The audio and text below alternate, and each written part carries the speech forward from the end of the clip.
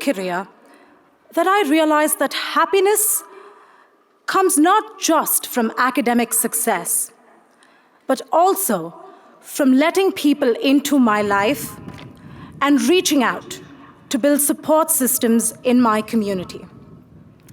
Feeling at home was not something that I expected when I came to college 8,000 miles away from where I was born and raised.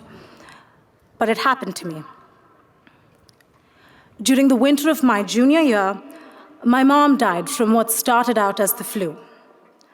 I could not understand how, in a span of 3 days, someone who I had just talked to and who had laughed at my crazy jokes could somehow cease to exist. I learned that as much as I looked for answers for what had happened, some events in life are unpredictable and don't have clear answers. Coming back to college was one of the hardest things I've ever had to do.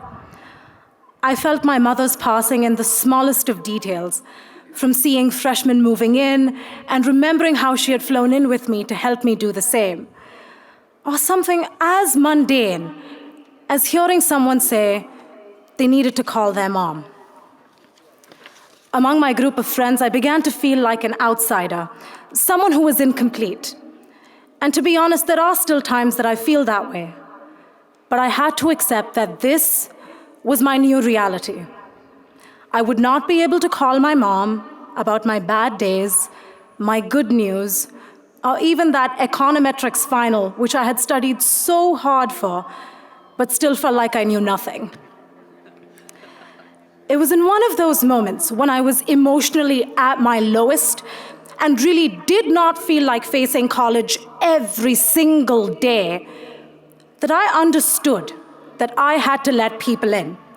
I had been fiercely independent to the point where it was a source of pride for me not to ask for help. But I needed help. That was how I found another dimension to Cal, the people. People who I had never before approached for any kind of personal assistance helped me in such unexpected and touching ways. My professors, teaching assistants, and academic advisors opened their doors and opened their hearts, sometimes even sharing personal stories of loss with me.